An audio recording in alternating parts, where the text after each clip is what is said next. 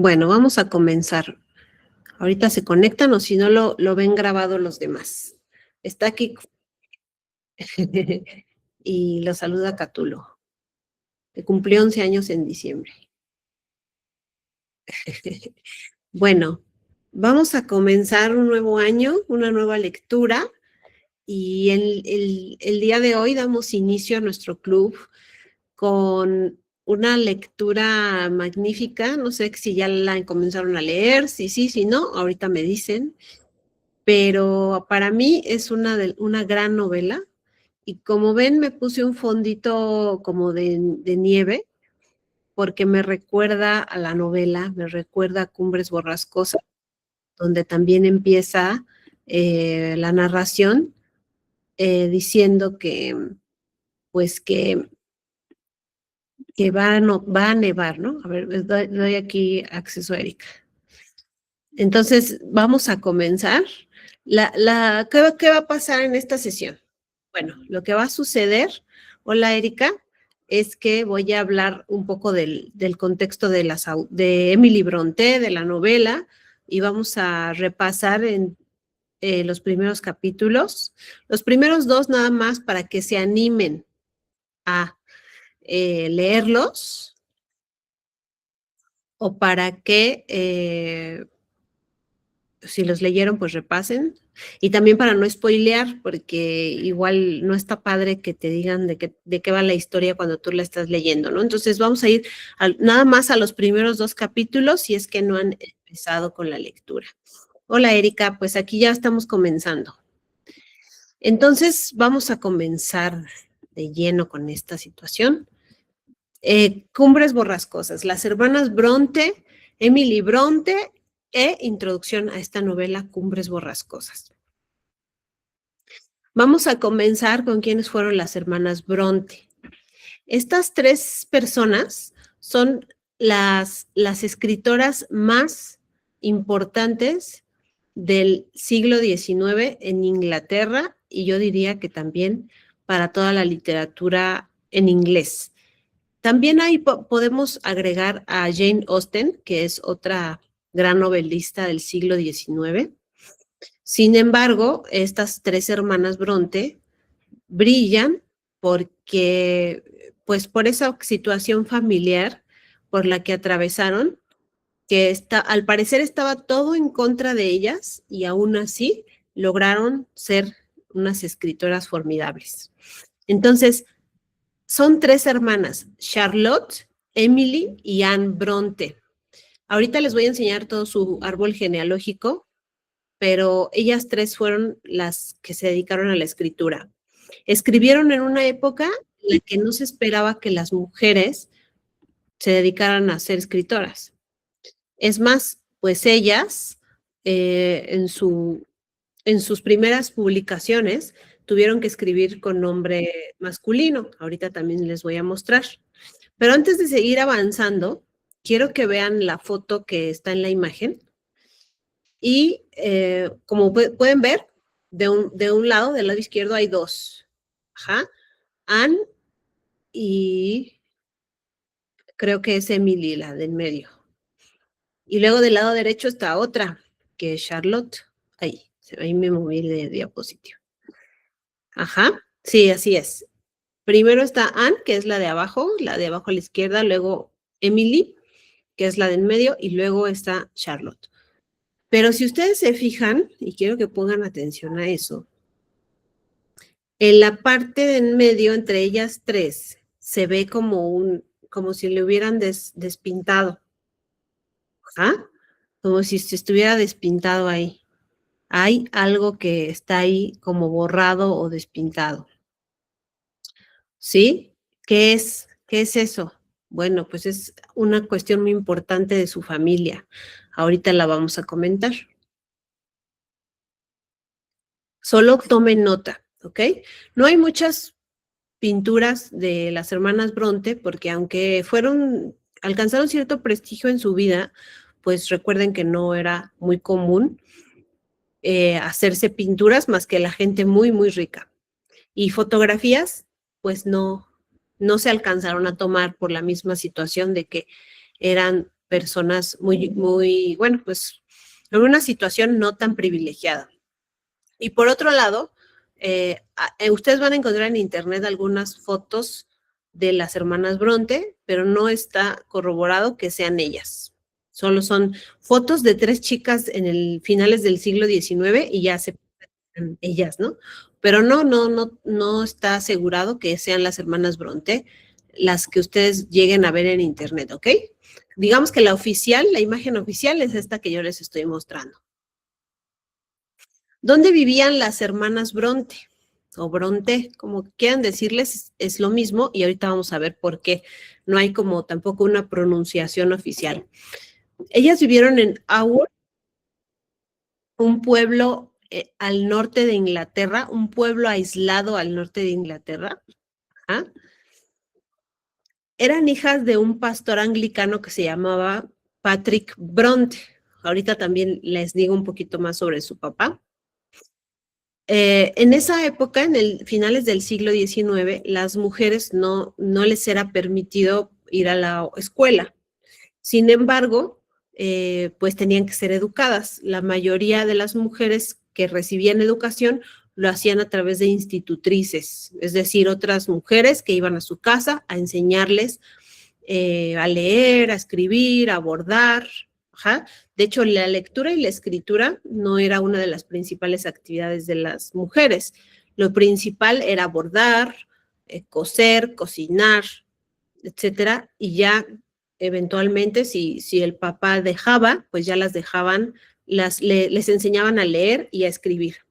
Pero resulta que estas niñas eran muy inquietas, muy inteligentes, y el padre, su papá, sí decidió enseñarles a leer y escribir, y estuvo buscándoles una maestra o una mamá, ajá, porque ahorita les voy a contar qué pasó con su mamá, y bueno, sí recibieron educación las 3 niñas. Ajá, una educación intensa y autodidacta, porque les digo, ellas eran muy inquietas, muy curiosas, entonces no se detenían solamente con lo que les enseñaban, sino que ellas mismas aprendían. Ajá, leían todos los libros que podían, etcétera. Y algo muy importante es que desde pequeñas ellas eran muy imaginativas, muy creativas y crearon mundos como, digamos, como amigos imaginarios, pero ellas con todas sus tramas, ¿no? Como juegos de roles que ellas inventaban e inventaron familias, inventaron personajes, inventaron pueblos, ajá, como, ¿cómo les puedo decir? Como una especie de mundo mágico en el que ellas inventaban sus historias, ¿sí? Y esas historias las conocían entre ellas y sus amigas y hablaban sobre eso. Eh, y algunas de esas historias sirvieron para que después desarrollaran ellas sus novelas, pero sus novelas son aparte de los mundos imaginarios que ellas crearon cuando eran niñas y adolescentes, ¿sí? Eran unas personas, unas niñas muy creativas. Se dedicaban a la escritura desde niñas, ajá, aunque publicaron pues ya siendo más grandes. Y aquí viene ya lo que va a marcar su vida, que es la enfermedad, la muerte temprana y el aislamiento. Como les había comentado, ellas vivían en Haworth, que es un pueblo aislado al norte de Inglaterra. Es decir, pues no era una ciudad, no era Londres, era un pueblito. Su papá era pastor, ¿ja? Anglicano, es decir, ellos no eran católicos, eran protestantes, su papá era pastor anglicano, como ustedes saben, en la religión protestante los hombres se pueden casar, entonces su papá se casó y tuvo varios hijos, ahorita les voy a decir cuántos. Sin embargo, quedó viudo muy joven. Ustedes también ya saben que debido a que no estaba muy desarrollada la medicina, pues las madres fallecían a veces de parto o a veces por complicaciones de posparto. Y eso le pasó a la madre de las hermanas Bronte. Y además, estaba la cuestión de que una de las enfermedades más propagadas a finales del siglo XIX, principios del XX, era la tuberculosis. Entonces ellas también padecieron tuberculosis y ahorita vamos a ver cómo fue que sucedió todo esto. Entonces aquí está su árbol familiar. Su papá, Patrick, y se casó con María, ¿sí? Entonces, fíjense, se casaron en 1812 y tuvieron a todos los hijos que aquí se mencionan. María, que era la mayor, Elizabeth, Charlotte, Patrick, Emily y Anne. Entonces, ustedes preguntarán, ¿dónde está María y dónde está Elizabeth y dónde está Patrick? Si aquí en la pintura solo se ve Charlotte, Emily y Anne. Y como ustedes pueden darse cuenta, pues es porque fallecieron antes de las tres hermanas de las que estamos hablando, ¿no? Entonces,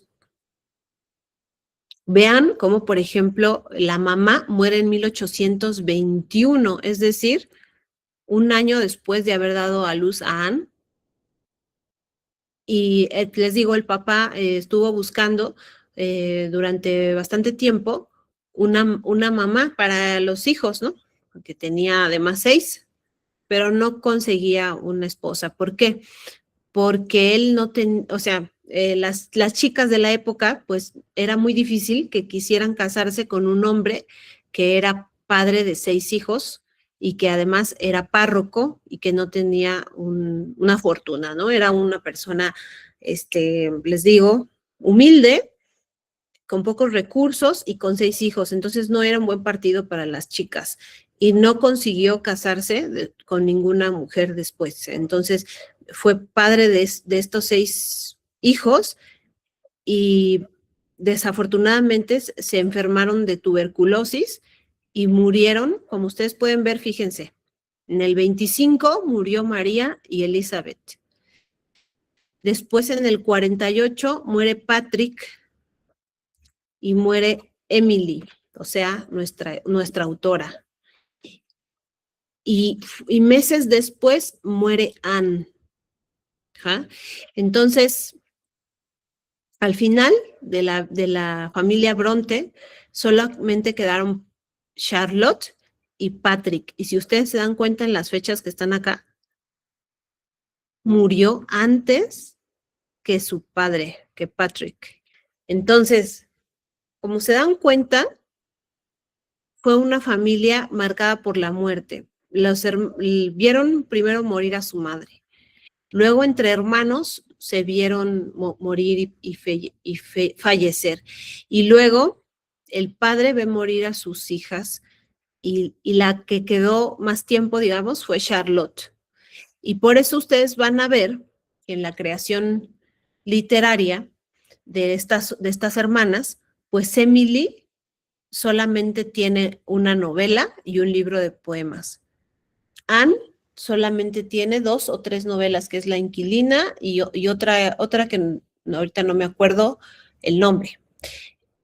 Y Charlotte es la que tiene más novelas, porque fue la que vivió más. Entonces, esto sin duda marcó a toda la vida de las hermanas, y la obra de Emily, pues también se vio afectada por esto. Y la de Charlotte, sin duda. Entonces, se llama la familia Bronte, pero este Bronte, ustedes dirán, yo no he escuchado ese apellido, está raro. Pues sí, porque fue un apellido inventado por el padre, Patrick.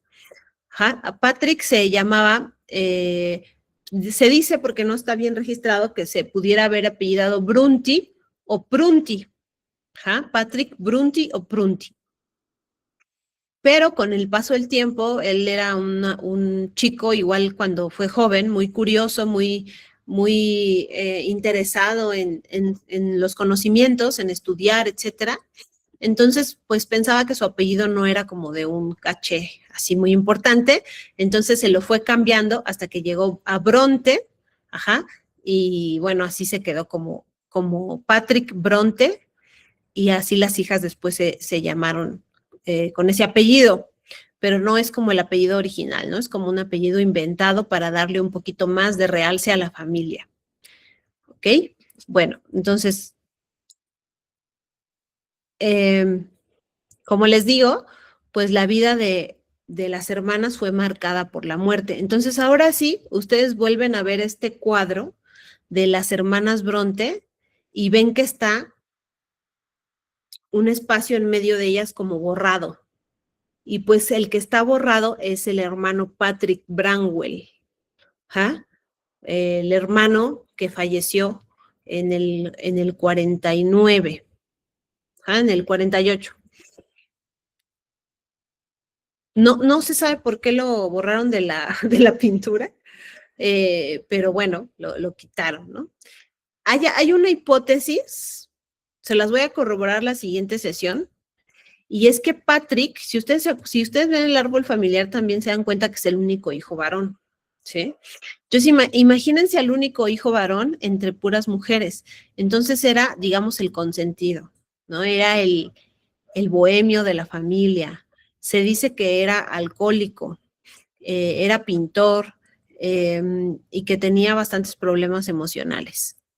Entonces, la hipótesis es que, pues, que era como el proscrito, ¿no? Cuando ya falleció, pues ya no era como, ay, nos dejó en pena, ¿no? Porque era alcohólico, etcétera, pues no se casó ni tuvo hijos. Entonces, con esa cuestión es que se dice que lo borraron de la foto. Pero bueno, la foto que ustedes ven aquí es de ellas tres y hay una figura borrada. Bueno, entonces vean, estaban las tres hermanas que sobrevivieron más unidas, ajá, y básicamente en los mismos años fue que empezaron a publicar. Y déjenme, les pongo acá. Bueno, esta parte, ahorita me regreso a lo de la reina Victoria rápidamente.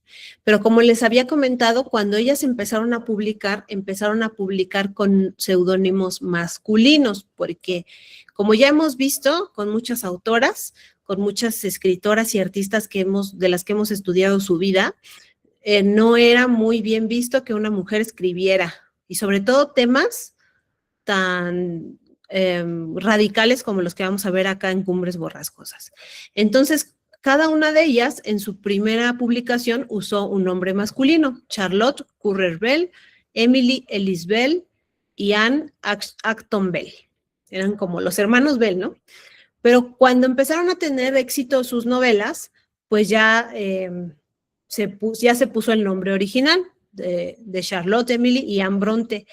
Pero, como ustedes pueden hacer las cuentas, Emily no estuvo, digamos, viva, pues sí, ¿verdad? No estuvo viva cuando su novela empezó a ser reconocida. Entonces, ella fue la única que no vio cómo se trasladó su nombre masculino a nombre femenino.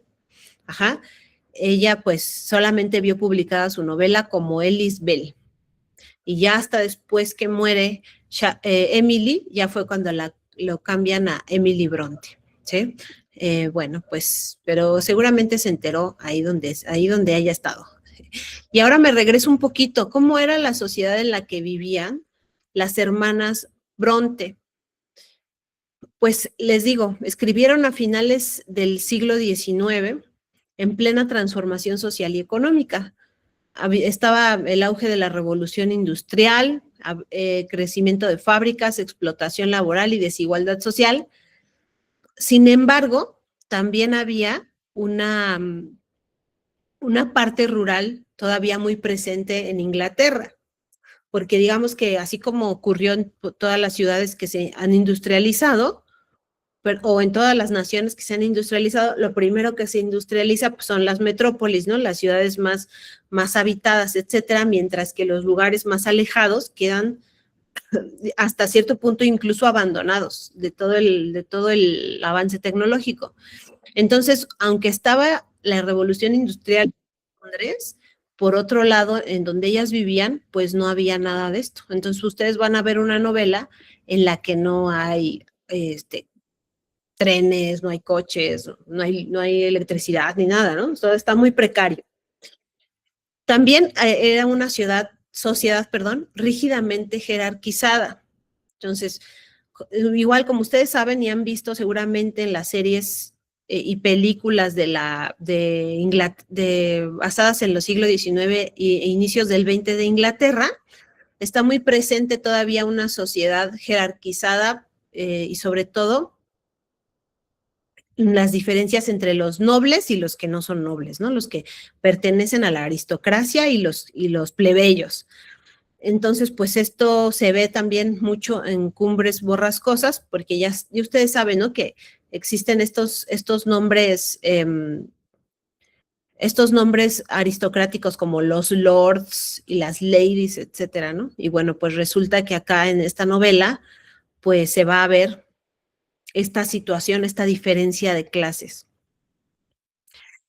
El rol femenino limitado también, como ya platicamos en el siglo XIX, pues las mujeres solo se buscaba de ellas que atendieran el hogar, que se casaran, etcétera, no que fueran escritoras. Pero estas hermanas se rebelaron ante eso.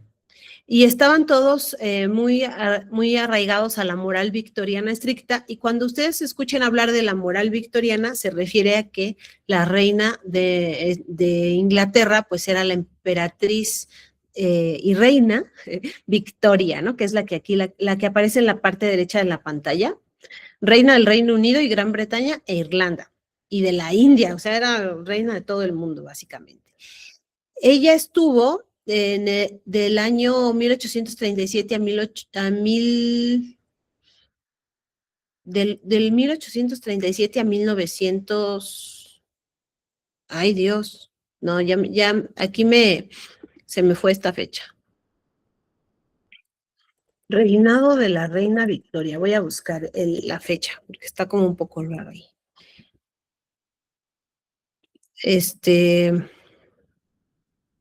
20 de junio de 1837, 1901. Yo soy la que no entendí. 63 años, 216 días. Hasta le decían por eso la reina inmortal, porque decían, esta va a durar para siempre, ¿no? Pero le ganó creo que Elizabeth.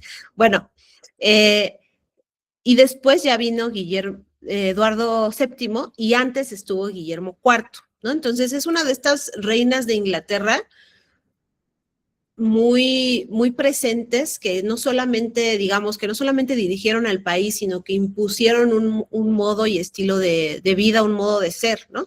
Entonces, por eso se habla mucho de la vestimenta victoriana, la moral victoriana, el romanticismo victoriano, etcétera, etcétera, porque estaba todo muy acorde a lo que la reina dictaba. Ajá. Y esa moral victoriana, pues, era muy represiva. Represión de emociones, represión sexual, conflicto interno. Entonces, ustedes van a ver todo eso presente acá en Cumbres Borrascosas y en muchas novelas del siglo XIX. Y la cuestión médica, pues les digo, nos da todo este contexto como muy oscuro, ¿no? Es un siglo o un fin de siglo oscuro. Entonces, escribir sobre pasiones extremas, violencia emocional y deseos no contenidos era muy escandaloso. Y eso es lo que nos vamos a encontrar en Cumbres Borrascosas. Cumbres Borrascosas, entonces, es una novela subversiva, una propuesta original en su momento, y yo digo que hasta la fecha. Ahorita ustedes me dirán.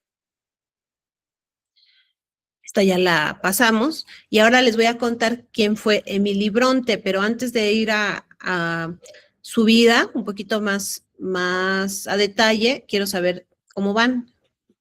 Si tienen alguna duda, alguna inquietud. ¿Todo bien? Los saludo a Tere, a Juanita, a Janet, a Leti, a Flor, a Erika y a Cristian, siempre presente. Perfecto, Flor. Bueno, entonces sigamos adelante. Ahora de Emily, ya contamos mucho de la vida de Emily, pero vamos a profundizar un poquitito más. Emily fue la más reservada de las hermanas, era la más retraída, la más introspectiva, ¿sí? Y solitaria. No le gustaba salir, no le gustaba mostrar sus textos. Las tres, como ya les conté, desde niñas escribían mucho, pero no todo lo que escribieron lo publicaron, pues porque era difícil, ¿no? Por la condición de ser mujeres. Pues, sin embargo, ella particularmente no tenía ningún interés en publicar. Sin embargo, bueno, pues publicó con seudónimo masculino para ver si pegaba, ¿no? Y de todas formas, ya después cuando Charlotte se dedicó de lleno a la escritura, pues la verdad es que sí fue un gran apoyo económico. No se hicieron millonarias ni nada, como siempre hemos platicado, los escritores nunca se vuelven millonarios a menos de que sean J.K. Rowling, pero les ayudaba a pasar un poquito menos, una situación un poquito más favorable, porque sí recibían pues pagos por sus publicaciones. Emily Bronte, de las tres hermanas, es la que más apego tenía al lugar donde vivían, a la naturaleza y los páramos. Y me regreso tantito nada más a mostrar la foto del lugar donde vivían, que así como ustedes lo ven, esta foto es reciente, pero es casi como quedó después de la muerte del padre. Ajá. O sea, está casi igual a como era en esa época. Y aquí nada más se ve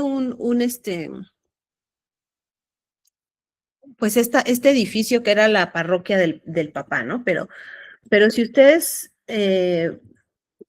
revisan en internet el lugar Awards, donde vivieron las hermanas Bronte, es como un pueblito, como tipo Tepoztlán, pero sin estos cerros hermosos de Tepoztlán, pero así como las calles empedradas y viendo para abajo, y todas las casitas como de piedra. En realidad era un lugar muy sencillo, muy, podríamos decir pintoresco, pero no es pintoresco porque todas las casas son de piedra, nada más, pero así como muy rural, muy pueblerino, donde hay también grandes páramos, grandes extensiones de tierra sin construcción, y eso era también algo que le gustaba mucho a Emily disfrutar. ¿Ok? Bueno, entonces me regresé tantito para mostrarles por qué le gustaba tanto el contacto con la naturaleza. Y murió muy joven, a los 30 años, un año después de publicar su novela. Y solo escribió esa novela, bueno, solo publicó Cumbres Borrascosas y un libro de poemas que están bastante necrofílicos, yo diría, ¿no? Como que siempre está hablando de la muerte en esos poemas. Y fue una autora que revolucionó la novela del siglo XIX, porque debido a que era pues como que no le interesaba mucho la cuestión literaria, como ya vimos unas diapositivas antes, pues ella fue con todo en ese libro. Entonces, al contrario de las novelas de la época, que eran novelas que buscaban exaltar el vínculo amoroso entre un hombre y una mujer y cómo se encontraban para casarse, eso ya lo podemos ver en Jane Eyre, en Orgullo y Prejuicio, ¿no? Aunque son mujeres que no están como en los moldes al 100%, su objetivo de vida sí es casarse, ¿sí? Entonces aquí, en Cumbres Borrascosas, se rompen todos esos paradigmas. Esta novela no busca agradar al público. Parece que es una novela romántica, pero no. Los personajes desde el inicio son violentos, emocionales, groseros, hoscos, y etcétera, etcétera, cosas que ahorita podemos comentar. Y muchas novelas tienen esta cuestión moralizante en el sentido de que dicen, bueno, moral, o sea, si nosotros nos ponemos a leer, moraleja, encontrarás al amor de tu vida, ¿no? Por ejemplo, tan solo leyendo Orgullo y Prejuicio, ¿cuál es la moraleja, no? Que aunque seas muy pobre y aunque seas rebelde, vas a encontrar un hombre que te quiera si es que le baja 3 rayitas a su orgullo, ¿no? Pero aquí no hay moraleja. Cuando nos estemos leyendo Cumbres Borrascosas, no vamos a encontrar ningún buen mensaje. No esperemos buenos mensajes de esta novela, ¿sí? En ese sentido, esto no lo apunté aquí porque apenas lo leí hace un ratito, Es una obra que se parece un poco al Quijote de la Mancha. ¿En qué? El Quijote de la Mancha era una novela que se burlaba de las novelas anteriores, que eran las novelas de caballería. Los que han estado en las clases del Quijote se han de acordar que hemos platicado mucho eso. Se burla de las novelas de caballería y de todos los valores de las novelas de caballería. Bueno, en ese sentido, Cumbres Borrascosas es parecido. Retoma los tópicos de la novela amorosa, romántica, es decir, chico conoce chica, quieren juntarse para mejorar su estatus social, pero digamos que aquí todo sale mal y peor, ¿no? Aquí todo es lleno de destrucción. Entonces es una obra que no es romántica. Si nosotros nos ponemos a hacer como un palomeado, nos vamos a dar cuenta que va a tender más hacia lo trágico. Sin embargo, tampoco piensen que se la van a pasar llorando. De hecho, es una obra con bastantes escenas cómicas. Y yo creo que si ustedes ya revisaron los primeros 2 capítulos, se pudieron dar cuenta de eso. Igual, desde el inicio nos presenta escenas muy humorísticas, que también nos habla de un buen sentido del humor de Emily Bronte. O sea, a pesar de que era una chica introspectiva y que pues no le gustaba salir ni nada de esto, tenía un buen sentido del humor, ¿no? Le gustaba ser bromista con sus propios personajes. Y luego aquí les pongo, ¿qué es una Cumbres Borrascosas? Porque ya dijimos Cumbres Borrascosas, Cumbres Borrascosas, Cumbres Borrascosas y no sabemos qué es. Bueno, es una novela escrita y publicada en 1847. Bueno, aquí le puse escrita y publicada en el 47, pero seguramente la escribió antes, ¿no? La escribió años antes y la publicó hasta el 47. Pertenece a esta novela victoriana, novela del romanticismo, por el tiempo en el que está publicada, mediados del siglo XIX, donde el movimiento literario predominante pues es el romanticismo. Después sigue el realismo, pero no, esta todavía está más romántica que realista. Pero no es una obra idealista, ¿sí? Es una obra bastante cruda, ¿sí?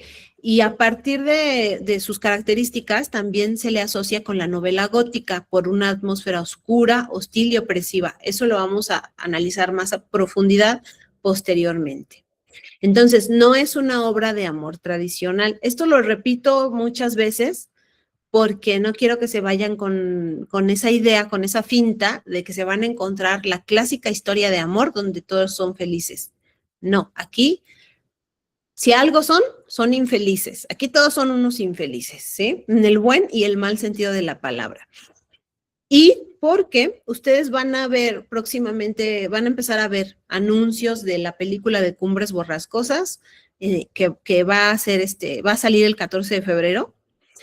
El 14 de febrero es Día del Amor y la Amistad y van a pasar una película de Cumbres Borrascosas. Y si ustedes ven el tráiler, en el tráiler parece una película hasta como erótica.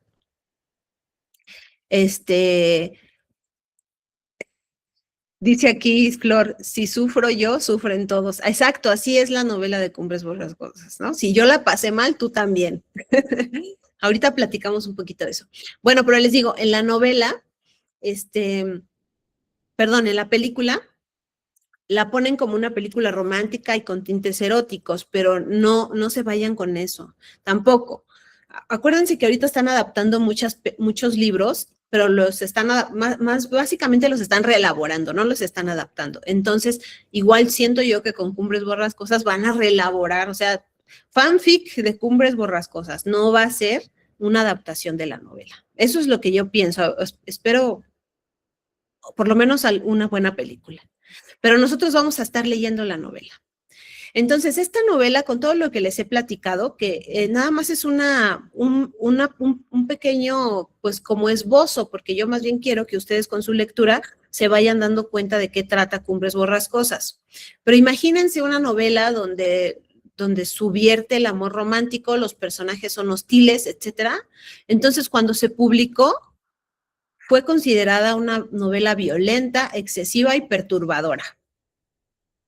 Muchos la juzgaron como una novela inmoral. Porque igual desde el primer y segundo capítulo, si ustedes ya lo leyeron, la protagonista lanza una maldición, ¿no? Le dice, pues yo estoy practicando la brujería. Así sin más se lo dice al otro personaje. Y eso que ahorita nos causa gracia, en esa época era muy, o sea, ¿cómo que una señorita en su casa está practicando la brujería y lo está diciendo en serio, ¿no? Era como, inmoral, como aquí dice, es inmoral. Se cuestionó que una mujer hubiera escrito algo tan crudo, porque hay demasiada violencia en este libro. Entonces era como una chica que vive en su casa está escribiendo sobre tanta violencia, sobre tantos golpes. Y bueno, causó impresiones en su época, pero obviamente conforme fueron pasando los años, se fue entendiendo mucho más este trasfondo psicológico que viene en la novela de Cumbres Borrascosas, que es ahí donde nosotros tenemos que poner más atención. Más que la historia, la psicología de los personajes, aunque la historia también es increíble. Aquí les pongo un repaso de los personajes con los que nos vamos a ir encontrando. En los primeros 2 capítulos, muchos de estos todavía no están. Unos sí y otros no. Ahorita les digo cuáles. Pero bueno, vamos a ir viéndolos, ¿no? Y aquí en la parte derecha de la pantalla ustedes pueden ver un árbol que también es como una especie de árbol genealógico. No es tanto, déjenme checar si es genealógico. No es tanto un árbol genealógico porque no están emparentados todos estos personajes, pero sí es como por momento de vida, ¿no? Entonces, digamos que los más viejos son los que están hasta abajo y los más jóvenes son los que están hasta arriba. Entonces, aquí están muy bien vestidos y todo en esta foto, en esta de dibujo que me encontré en internet. Pero cuando nosotros estemos leyendo la novela, nos vamos a dar cuenta de que no estaban tan bien arreglados. Pues es como ahora. Si ustedes van a un pueblo alejado de México, por ejemplo, yo que vivía en Morelos, ¿se acuerdan que yo vivía en Morelos? Y era un pueblo alejado, no era Cuernavaca, era un pueblito alejado. Y aún así, si uno va a la casa como más nice o a la un poquito menos, un poquito más arreglada, digamos, la más cuidadita,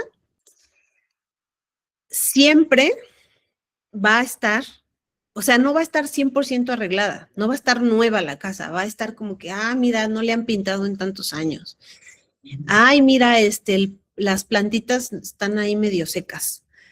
Mira, y las personas que viven ahí, pues no se han bañado, ¿no? O sea, están despeinadas, tus zapatos todos mugrosos, porque están ahí con el lodo, o hace mucho sol y están sudando. O sea, vivir en Cumbres Borrascosas no era andar de traje todo el día, no era andar con vestido, era una vida rural, pero por alguna extraña razón, en las adaptaciones y en las pinturas o dibujos que uno ve de Cumbres Borrascosas, siempre los ponen muy al estilo victoriano, pero al estilo nice, ¿no? Al estilo como que con vestidos, escote, etcétera. Y cuando uno va leyendo la novela se da cuenta que están así. Es un lugar muy, pues sí, muy desolado. Por eso se llama Cumbres Borrascosas. ¿Sí? Bueno, entonces, ¿quiénes son los personajes principales? El protagonista, digamos, es Heathcliff, que es un hombre que al inicio en los primeros 2 capítulos nos lo presentan de 40 años, ¿sí? Es la figura central, es un personaje obsesivo y vengativo. Ya se los planteo así, es obsesivo y vengativo. Luego, va a aparecer próximamente, después de los primeros capítulos, Catherine Earnshaw, que va a ser, digamos, como su objeto de amor de Heathcliff. Va a ser como la novia, pero es entre comillas, ¿eh? Y luego está Edgar Linton, que va a ser otro galán, otro galán de por ahí. Luego Nellie Dean, que ella es la narradora principal de la novela. No es con la primera que nos topamos. Con el primero que nos topamos es con Luke Good, ¿se acuerdan? Luke Wood es este personaje forastero, o sea, es un señor que viene o un joven, porque no está tan grande como Heathcliff, viene de la ciudad y viene a hospedarse a Cumbres Borrascosas por un tiempo, porque pues igual que ahora, ¿no? Se acostumbra a ir a un pueblito, a quedarse unos meses para pasar un rato agradable o descansar, unas vacaciones, etcétera. Pues igual Luke Wood va a Cumbres Borrascosas. Y como todos los que vamos así como a pasar un rato fuera, a un pueblito alejado, pensamos que nos la vamos a pasar bien. Pero como también nos ha pasado a muchos, resulta que tenemos unas aventuras que nos voltean toda nuestra perspectiva, ¿no? Entonces Luke Wood llega a Cumbres Borrascosas y nos está contando, al parecer como a través de un diario, lo que está viendo ahí en Cumbres Borrascosas. Y después se va a encontrar eventualmente, ahorita en los primeros 2 capítulos no aparece, pero después se va a encontrar con esta chica que se llama Nellie Dean, que es digamos, como la ama de llaves de Cumbres Borrascosas, y ella le va a empezar a contar la historia de Heathcliff, que es el protagonista. ¿Ah? Entonces, este tipo de narrativas ya las hemos visto, ¿no? En donde hay un narrador principal que después nos cuenta una historia de otras, bueno, se encuentra con otro personaje que le cuenta una historia del pasado. Es como un poquito la estructura de Frankenstein, de la novela. Que los que ya la leyeron se van a acordar y los que no, pues vean que más o menos es así. En Frankenstein igual es Robert Walton, que está en una expedición, se conoce a Víctor Frankenstein y Víctor Frankenstein a su vez le cuenta su vida del pasado. Entonces, más o menos así. Luke Wood está en el, digamos, presente, conoce a Nellie Dean y Nellie Dean le cuenta el pasado de Cumbres Borrascosas y de Heathcliff. Así es como nos vamos a encontrar a estos personajes. Ahora, ninguno de estos personajes es un de buenos y malos. Aquí no hay buenos y malos. Aquí, o quizás sí, todos son malos. Piénsenlo así. Todos son unas personas horribles. Entonces, voy a leer unos fragmentitos y ya con esto déjenme checar. Ajá, y ya con eso termino y ya les doy la palabra. En los primeros capítulos, en la introducción, como ustedes se acuerdan, yo les pasé una edición, a ver si se ve, que yo estoy leyendo en mi Kindle de Alba Ediciones y la traducción de Carmen Martín Gaite, que ahorita que la estoy leyendo está muy buena esa traducción, muy buena, siento que está el lenguaje muy cercano, no usa palabras rimbombantes, está muy fluido, siento que sí le da unos buenos toques a la traducción. Entonces, si ustedes todavía no saben cuál leer, lean esta, la que les mandé. Si no la han podido descargar, me avisan. La pueden leer en EPUB y en PDF. Si la quieren leer en EPUB, si tienen un Kindle, la pueden leer ahí, o si no, la pueden leer. Pueden descargar la aplicación de Kindle en su computadora o en su tablet, si tienen una tablet, o en su celular, y ahí leerla, ¿sí? Si tienen un iPhone, del EPUB lo abren directamente con la aplicación de libros del iPhone o con algunas de las otras aplicaciones que hay para leer EPUB. ¿Por qué les recomiendo leer EPUB? Porque ustedes pueden ajustar el tamaño de la letra, la pueden hacer grande, chiquita, depende su gusto y pues para que no se cansen tanto la vista. O lo pueden leer en PDF, que también se los mande. Si alguno de estos 2 formatos no lo tienen, no saben cómo descargarlo, me lo piden y se los vuelvo a mandar para que lo tengan a la mano. Ajá. Si ustedes deciden comprar el libro, pues también está bien. No vamos a, como es una historia larga y clásica, pues no nos vamos a enfocar como en la traducción de fulanita y no lees esta, pues no. No, pueden leer cualquier traducción, siempre y cuando esté la edición completa, porque como les he contado, algunas ediciones, sobre todo si ustedes ven que el libro es muy delgadito de 150 páginas, ahí no. Ahora sí que ahí no es, porque esta Cumbres Borrascosas es un poco larga, entonces debe de ser de 250, 300 páginas, ¿sí? En libro físico, para que ustedes se den cuenta de que es el libro completo, ¿sí? Si está delgadito, no es el libro completo. ¿Y por qué es importante que lean el libro completo? Pues para que se enteren del chisme completo.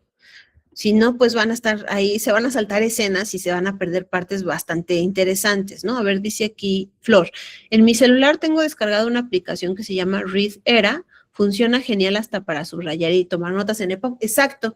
Y también otra ventaja de leer en EPUB es que pueden ustedes hacer sus subrayados y ponerle notitas. Y eso es excelente, ¿no?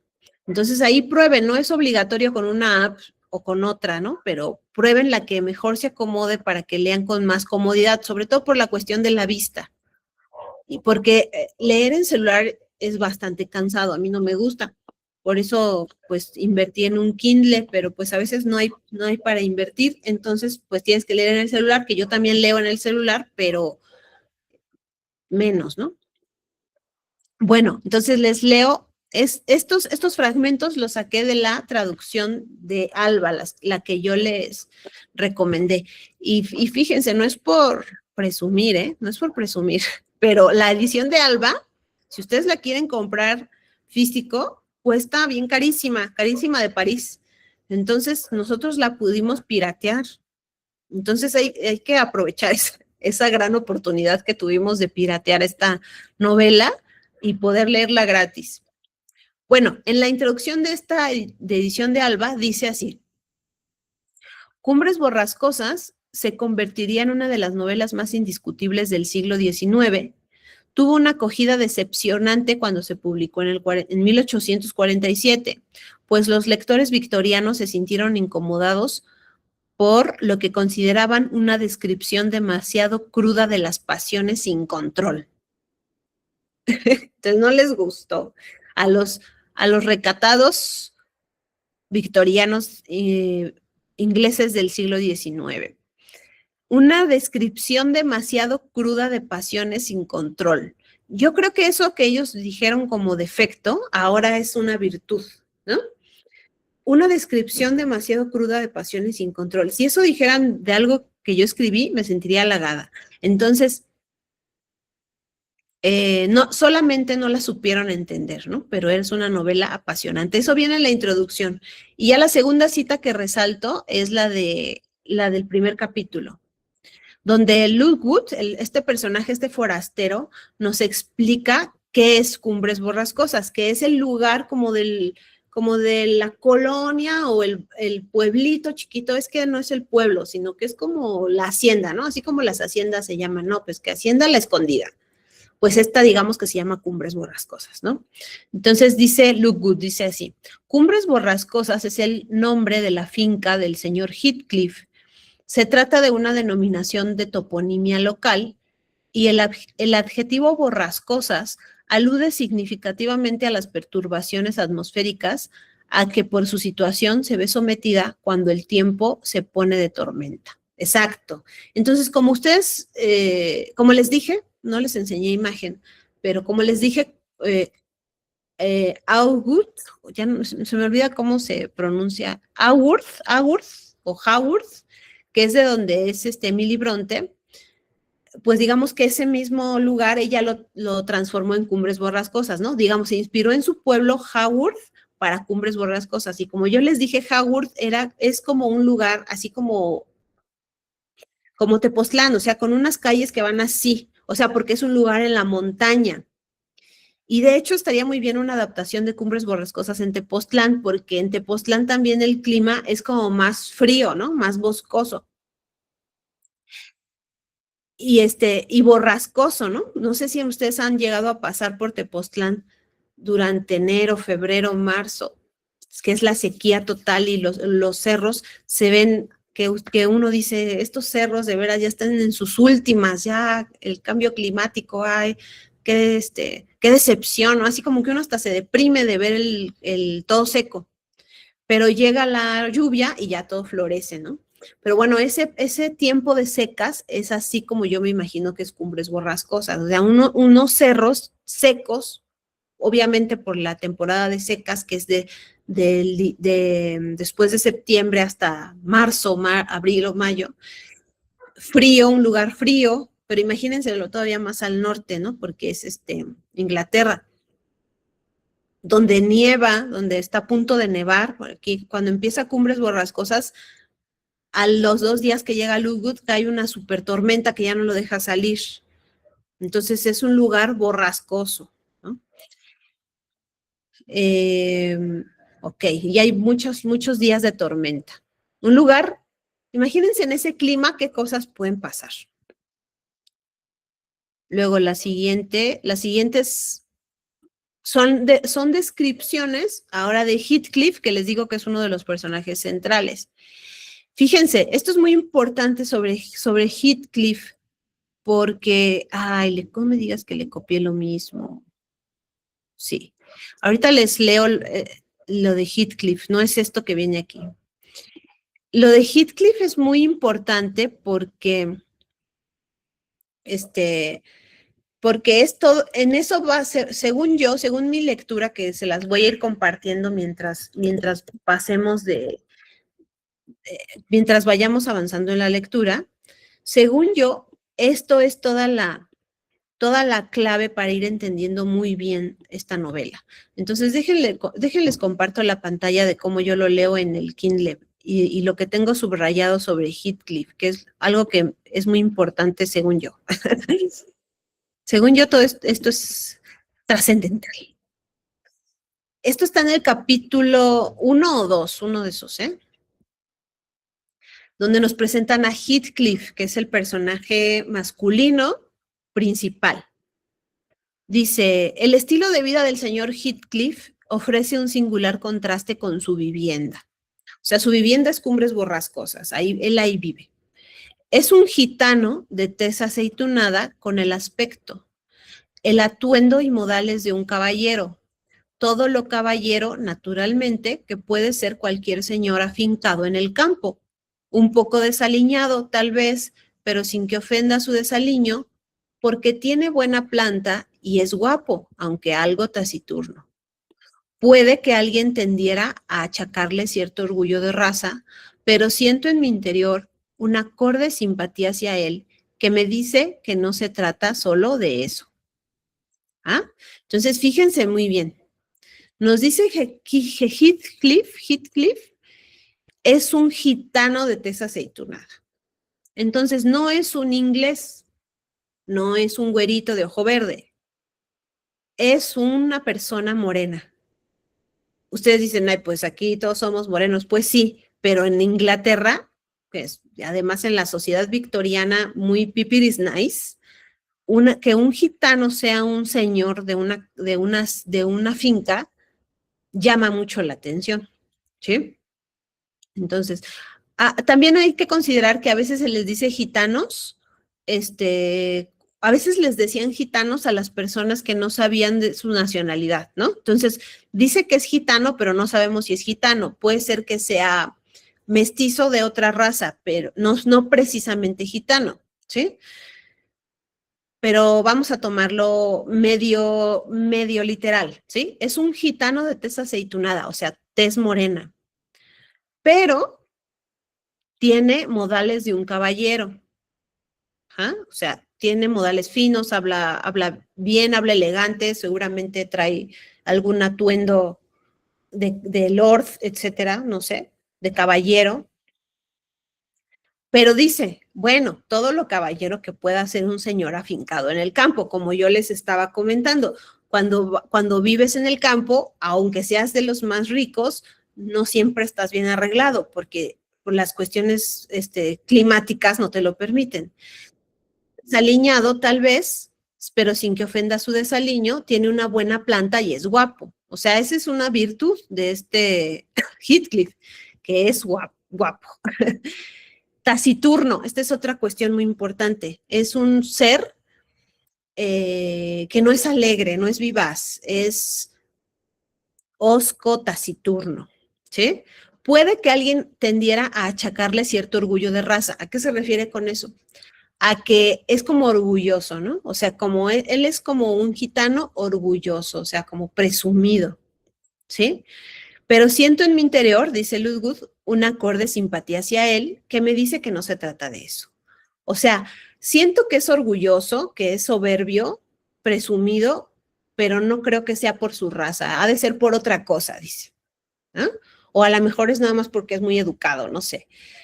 Entonces, bueno, eso es lo que Lookgood opina hasta ahorita de Heathcliff, pero es una clave muy importante tener en cuenta que es una persona morena, es decir, que no es inglés, que está consciente de que es de una raza diferente a los ingleses, ¿no? Tiene un orgullo de raza, es decir, no es blanco, no es caucásico, es de otra raza, ¿sí? Y por alguna razón es señor de Cumbres Borrascosas. ¿Por qué llegó a ser señor de Cumbres Borrascosas? Lo vamos a saber en el transcurso de la novela. Y ahora les voy a leer la descripción de otra de las personajes que no es, aquí ustedes se van a encontrar con dos Catherines, con dos Katis, ¿sí? Una es Catherine Linton y la otra es Catherine Earnshaw, ¿sí? Déjenme revisar otra vez los nombres porque yo también luego me hago pelotas. Sí, Catherine Linton es una y luego está Catherine Earnshaw. Y como yo les había dicho de este arbolito, los de abajo son los viejos y los de arriba son los jóvenes, ¿no? Entonces, la primera que conocemos nosotros es Catherine Earnshaw, ¿sí? No conocemos todavía a Catherine Linton. No la conocemos porque no, ya me hice bolas, aunque ya me hice bolas. Heathcliff, ya me hice bolas con los apellidos de los personajes. Si alguien me quiere ayudar, se lo agradezco. Si no, ahorita yo lo busco. Porque hay dos Catherines y luego nos hacemos pelotas. Personajes, a ver por acá. Catherine Earnshaw, hermana de Hindley. Ah, sí, ok. Ya. Ya me ubiqué. Ajá, entonces no. Entonces olviden lo que les dije, era al revés. Los de arriba son los viejos y los de abajo son los jóvenes. Entonces, Heathcliff, eventualmente vamos a conocer a Catherine Earnshaw, ¿sí? Pero ahorita todavía no sale esa Katy. A la Katy que nos presentan es Catherine Linton, exacto, que es la joven, y que es la que nos describen en el capítulo 2 igual. No sé si se acuerdan, no sé si lo leyeron, si no, cuando lo lean se van a dar cuenta. Lookgood, el forastero, llega a Cumbres Borrascosas, empieza a conocer a todos los miembros de la casa, primero como que, bueno, ya conoce a Heathcliff, que ya lo describió, después conoce a varias personas del servicio, todos lo tratan mal, ¿no? Hasta los perros lo tratan mal, los perros se le avientan, lo tiran, etcétera. Y uno de los últimos que conoce es a Catherine Linton, ¿sí? Que es una muchacha que está sentada, cuando él llega, ella está sentada, pues por ahí, ¿no? Y entonces, fíjense, dice, esto lo dice Lookgood de Catherine, la que está viendo, es una muchacha, dice, la miré y ella también me miró. De todas maneras, la forma fría y desconsiderada con que mantenía sus ojos fijos en los míos me resultó sobremanera desagradable y violenta. Y esta descripción, este tipo de descripción va a estar en toda la novela. Todos son groseros, violentos, desagradables, etcétera, ¿no? Y se tratan mal. No sé si ya lo llegaron a ver. Si no, ahorita me dicen. Luego sigue describiendo. Era delgada y daba la impresión de no haber pasado de la adolescencia, o sea, estaba muy joven. Si no ha pasado de la adolescencia, ¿cuántos años tendrá? 15, 16, ¿no? Tenía un cuerpo precioso, o sea, él fijándose en los cuerpos de las chavas como siempre, ¿no? y la carita más delicada que he visto nunca, de facciones finas y muy rubia, el pelo en tirabuzones que parecían de oro colgando a los lados de su esbelto cuello, o sea, tenía el pelo rubio, ella es rubia, fíjense, ¿no? A comparación del Heathcliff, que es gitano. Eso también es importante porque después pueden surgir dudas y ahí se ve que esta Catherine es súper rubia y Heathcliff es moreno. Facciones finas y muy rubia, el pelo en tirabuzones que parecían de oro colgando a los lados de su esbelto cuello y con unos ojos que hubieran resultado irresistibles de haber tenido una expresión más agradable. O sea, estaba súper bonita, pero como tenía una cara de enojada, pues no, no me gustó. Afortunadamente para mi vulnerable corazón, el único sentimiento que me manifestaban fluctuaba entre el desdén y una especie de desesperación particularmente chocante en aquel rostro. O sea, era una chica súper bonita, pero tenía un carácter horrendo que no la hacía lucir guapa, ¿no? O que no la hacía lucir como atractiva, digamos. Entonces, Luke Good ve a esta chava, que es muy joven, rubia, etcétera, guapa, y piensa, su primer pensamiento es, ella es la esposa de Heathcliff, aunque dice, bueno, es muy diferente su edad, ¿no? Pero bueno, debe ser su esposa. Y en la comida, en una comida que hay, lo invitan a tomar, bueno, no, se autoinvita a tomar el té, y y él dice, es que es su esposa, y el otro, ¿cuál esposa? ¿De qué me hablas? Sí, y le dice, pues su esposa, la señorita. No, no es mi esposa, ¿no? Es mi nuera. O sea, se casó con el hijo de Heathcliff. Y entonces ahí hay otro chavo que es está todo desaliñado, todo chilapastroso, y dice Luke Good, entonces él es su hijo, él es el esposo. Y dice, no, ese no es mi hijo, ese es un sirviente, ¿no? Que está ahí nada más.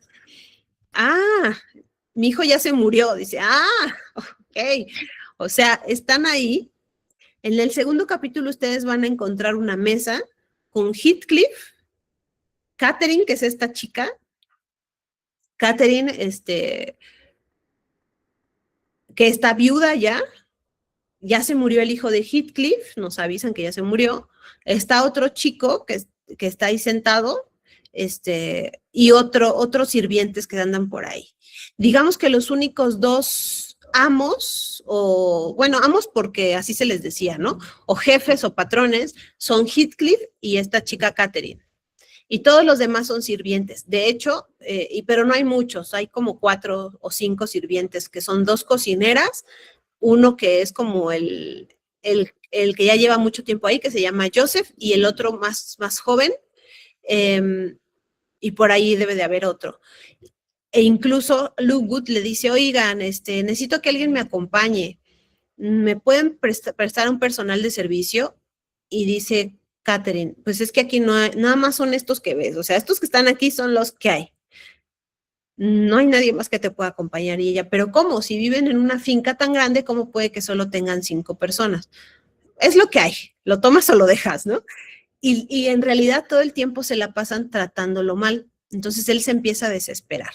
Y hasta ahí vamos en el capítulo 1 y 2, y ya con eso yo termino. No sé si ustedes quieran contar algo, una duda, pregunta, inquietud o cosas que quieran platicar.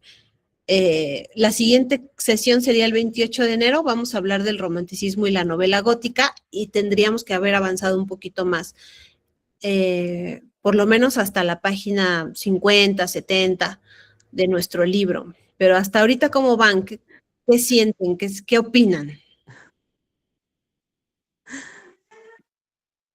Um, Adelante, Marta, creo que quieres platicar. sí, maestra, sí quiero platicar. Bueno, es que el relato comienza muy, muy divertido. Hace reír, o sea, nunca uno va a imaginar que Cumbres Borrascosas va a ser algo así como más intenso, ¿no? O sea, porque empieza muy divertido. O sea, ese metiche que va allí, que nadie lo invita o que si lo reciben, pero pues no era necesario que fuera, pero además exigente, ¿verdad? Ya me perdí, está muy feo, ¿cómo regreso? Asígnenme a alguien que me lleve de regreso y la Catherine dice, pues usted vino solo, ¿no? Así como vino, así regrese y así, ¿no? Sí le ofrecen el té y ya sabemos, ¿no? La fórmula y la moda de época y de sitio, ¿no? Pero pues se quiere meter en cosas que no le incumben y es muy gracioso eso, a mí se me hace muy divertido, ¿no? Ahí me vi, digo, ay, no, sí, cuando llegamos así como visita y luego que quiere dar órdenes y quiere que lo regresen a casa y todo, ¿no? Entonces digo, no, no, no, no, no, no, pienso que la autora fue muy hábil, fue muy pertinente en cuanto a que nos relata algo muy suave, que nos va conduciendo, que nos lleva así muy agradablemente, y digo yo hasta gracioso, cómico un tanto, ¿no? De que, que nadie quiere, pero que está empeñado en permanecer ahí. Entonces, qué acierto de verdad, o sea, qué talento de la autora, ¿no? Para llevarnos de una manera suavecita hacia algo muy tremendo, hasta digo, qué perversa, porque ya más Sí. adelante, ¿verdad? Nos vamos a dar cuenta de muchísimas más cosas, pero que supone cosas, que se imagina, que piensa y que emparenta con los que se encuentra allí, bueno, crea relaciones, pues nada que ver, ¿verdad? Porque pues apenas se inicia la historia. Entonces, pues muchas gracias por la propuesta, muchas gracias por esta lectura, todo un clásico, todo un gran relato, ¿no? Que es importante leer, que es fantástico, es hermoso, es de época, ¿no? Es un material de época y de clases y de muchísimos temas más. Y pues sí, eso se aprecia. Gracias, maestra. Gracias, Marta. Exacto, esta novela empieza siendo pura comicidad. Desde el hecho en que el huésped se imagina que lo van a tratar bien y resulta que lo tratan súper mal, todos, desde el dueño hasta los sirvientes. Luego los perros que lo atacan 2 veces y lo tiran, aunque no lo muerden ni nada, pero pues no todas las personas les agrada que los perros los atropellen, ¿no? Entonces, en efecto, Marta, yo también pienso que es un plan maquiavélico de la autora por las cosas que después nos va a decir y nos va a contar.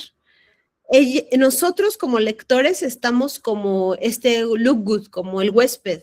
Estamos conociendo a los personajes y viendo qué tal, viendo qué onda, viendo si son buena gente, si son malos, conociéndolos poco a poco. Él es nuestro guía, el que nos va adentrando en la historia. Y como cualquiera de nosotros, pensamos que nos vamos a encontrar con los personajes con un carácter, sabemos que son, digamos, humanos, ¿no? Que son, tienen sus cosas positivas y negativas, pero nosotros queremos encontrar verdaderamente como su humanidad, su bondad, pero cuando los vamos conociendo, nos vamos dando cuenta junto con Luke Good, junto con el huésped, que todos son unos locos. Entonces, él es nuestro guía, el que nos va llevando por estos caracteres. Bueno, aquí dice Tere. Igual si alguien quiere participar en voz alta, le doy la palabra, ¿eh? Mientras leo lo de Tere. Dice Tere, esta historia de Heathcliff y Catherine sigue resonando con tanta fuerza en pleno siglo XXI, me imagino. ¿Por qué?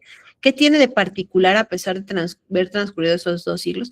Pues eso es lo que vamos a ir descubriendo. Eso es lo que vamos a ir descubriendo. Y bueno, por lo mientras, yo pienso que es esta parte, ¿no? Eh, de que los seres humanos somos a veces impredecibles. Queremos, eh, queremos encontrar la bondad, lo bueno de los seres humanos y resulta que hay unos sujetos y sujetas que por más cara bonita que tengan, tienen un carácter ingobernable, ¿no? Entonces yo creo que de entrada es eso, pero ya después conforme vayamos avanzando vamos a ver qué más nos muestra esta historia y por qué es tan apasionante. Flor, adelante, Flor. Sí, gracias. Pues al igual que ya se ha comentado por la compañera, me parece que empieza demasiado cómico el relato y el ambiente pues es algo sombrío que se nos presenta en el primer capítulo. Por ejemplo, en lo que ocurre con los perros, pues ya siento que es algo que nos muestra cómo son las personas igual de ahí. Y me llama mucho la atención el contraste de los personajes principales en el capítulo 1. Por ejemplo, Heathcliff es descrito como un hombre serio, hostil, insociable, un tanto antipático. En cambio, el señor Lookwood, pues, parece ser amable, pero es también un tanto curioso, lo que lo hace igual, pues, algo chocante, como ya se ha comentado. Quiere conocer a todas las personas de ahí, saber quiénes son, el parentesco entre ellos. Pero algo igual que me llama mucho la atención es que, aunque es tratado mal, decide volver. Por ejemplo, en el final del capítulo 1 se dice que, el señor, eh, Heathcliff parecía que había cambiado un poco su actitud, pero eso no daba a entender que quería que lo vuelvan a visitar. Sin embargo, él dice: "Pero yo pensaba volver a pesar de todo". Eso es lo que me encuentro en comparación con el señor Heathcliff. Entonces, eso es lo que lo hace a él regresar. Y ya en el capítulo 2 vemos cómo todo se va desmoronando, porque primero se le ocurre salir en una tormenta, casi estaba empezando cuando decide salir y caminar bastante para llegar a su visita. También conoce a la nuera de este personaje, Heathcliff, ya vemos a base de sus curiosidades y vemos cómo se establece la tensión y el conflicto en este capítulo 2 y sí, es algo que me llama mucho la atención y pues, me hace querer seguir leyendo. Gracias, Flor. Sí, por un lado, porque Lookwood, pues es como les digo, como cuando uno va de vacaciones o a pasar uno ya pagó, imagínense que ustedes pagan ya su semana en una cabaña, no sé, ¿qué les gusta? En Oaxaca, en Chiapas. Ya pagaron, ¿no? Y pues muchos de nosotros decimos, ya pagué, ya me aguanto hasta que acabe mi vacación. Entonces Lookwood está en las mismas. Él ya pagó por estar en Cumbres Borrascosas y pues ya nada más le queda entregarse a la aventura. Entonces por eso pues dice, bueno, pues voy a seguir conociendo a estos personajes en lo que dura mi estancia. Y después, bueno, ustedes van a darse cuenta, así como Flor lo percibió, que Lugu también no es, o sea, nadie nos obliga también a estar donde nos tratan mal, ¿no? Entonces, Lugu también tiene su razón para irse quedando y ustedes la van a conocer más adelante. Ahorita es nada más como que porque tiene esta curiosidad de seguir viendo a los personajes y además porque al principio no lo tratan tan mal, ¿no? Como que él dice, bueno, a lo mejor está de malas, pero ya después se da cuenta que así son. Pero ya después ustedes van a ver por qué él se queda más tiempo ahí, pues a conocer toda esta historia. Era muy curioso este hombre, exacto, Flor. Dice Juanita, a mí me está gustando mucho la novela, creo que está interesante y excelentísima, ¿no? O sea, cuando ya empiece, estos primeros 2 capítulos son como la intro, pero ustedes ya cuando vayan en el cuarto, quinto, ya no van a poder parar, ya van a ir hasta el final. Es más, yo creo que hasta lo van a acabar antes de los 2 meses que tenemos planeados, pero no importa porque lo van a querer volver a leer, se los aseguro. Dice Tere, no sé si alguien más quiera platicar o hablar en voz alta, mientras leo la otra pregunta de Tere. Dice Tere, ¿qué influencia cree que tuvo en la vida real Emily para crear una obra tan cruda? Hay varias hipótesis. Bueno, la primera es que Cumbres Borrascosas es, como te digo, como su pueblo natal, que es Aurt. No sé pronunciarlo bien, ya ven que no sé bien pronunciar las palabras en inglés. Creo que a todos se nos dificulta un poco por lo mismo de que no tienen correspondencia las vocales con las palabras, con los sonidos, pero Howard, donde ella nació, es así un lugar parecido a cómo lo describen en Cumbres Borrascosas. Miren, les voy a poner las imágenes. Como están a color y son más modernas, digamos, más recientes, pues no se ve como tan triste, ¿no? La situación. Pero por ejemplo, vean estas callecitas que están aquí, como que, bueno, imagínenselas sin autos y sin tanta gente, obvio, pues son como lugares solos. Vean aquí este páramo que es la última imagen de la primera línea. Es como les digo, cuando está la época de secas, todo seco y con viento y haciendo frío. Entonces, sí, la verdad es que es un paisaje que te brinda como un estado de ánimo melancólico y en el que todo es luchar por tu vida. Es que no sé cuál sea su experiencia de ustedes. Muchos no viven en la Ciudad de México, entonces quizá se identifiquen un poco con lo de Cumbres Borrascosas. Siempre voy a sacar yo mi ejemplo de que viví en Morelos porque yo así me sentía. De hecho, yo leí Cumbres Borrascosas allá y yo me sentía en Cumbres Borrascosas. Cuando hay época de secas, que no hay agua, en mi caso me tocaba con calor, pero ahora me lo imagino con frío. Y el paisaje está así todo desolado. La verdad es que sí afecta al ánimo. O sea, uno se siente también mal porque digamos que la naturaleza se pone en contra de la vida. Es muy difícil vivir así. Imagínense vivir en un lugar donde está todo seco y donde donde hay frío y donde siempre hay un viento soplando que está a punto de tirar las cosas. Ustedes dirán, bueno, pero va a llegar la primavera, va a llegar el buen momento, ¿no? Pero el cuerpo no lo siente así.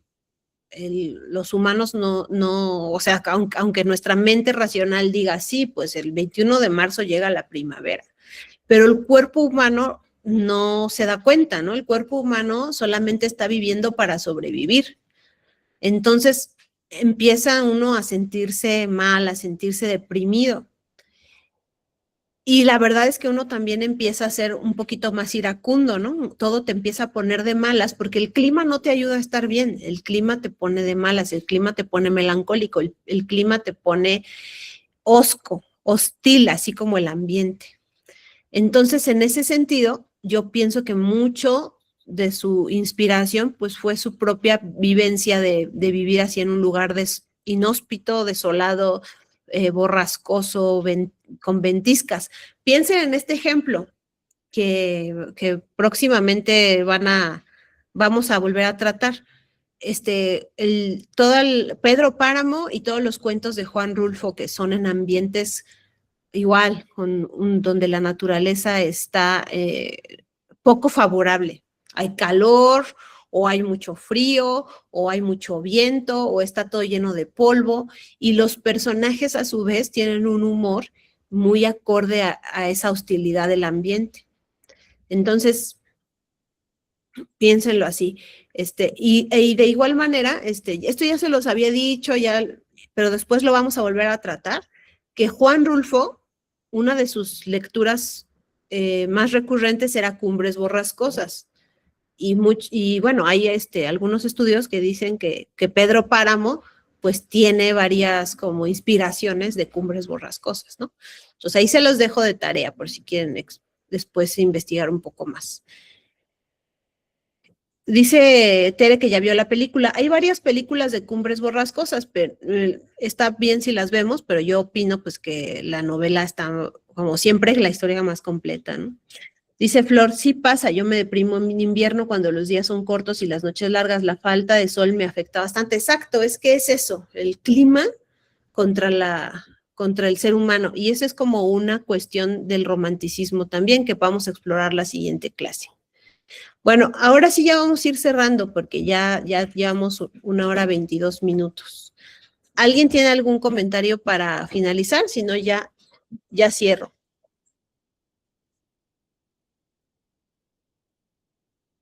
Flor.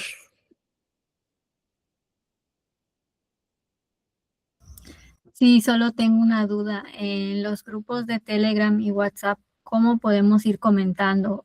Por ejemplo, una semana comentar de 1 o 2 capítulos o como para no hacer spoiler a los compañeros que no hayan avanzado, igual que apenas termine el capítulo 2.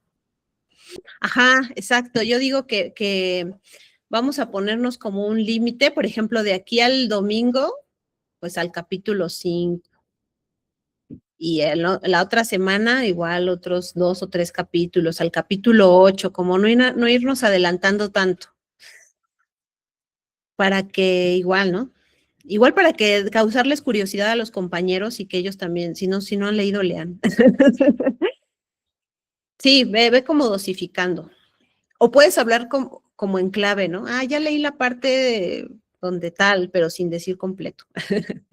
E ir agregando comentarios. La verdad es que a veces esos tipos de comentarios inspiran también a los demás a leer. Entonces tampoco te limites, Flor.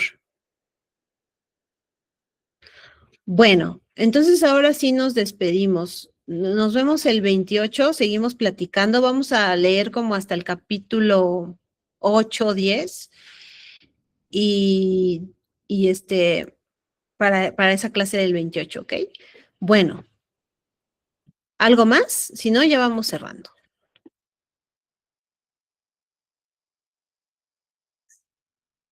Ok, entonces voy cerrando la sesión y nos vemos. Cuídense mucho.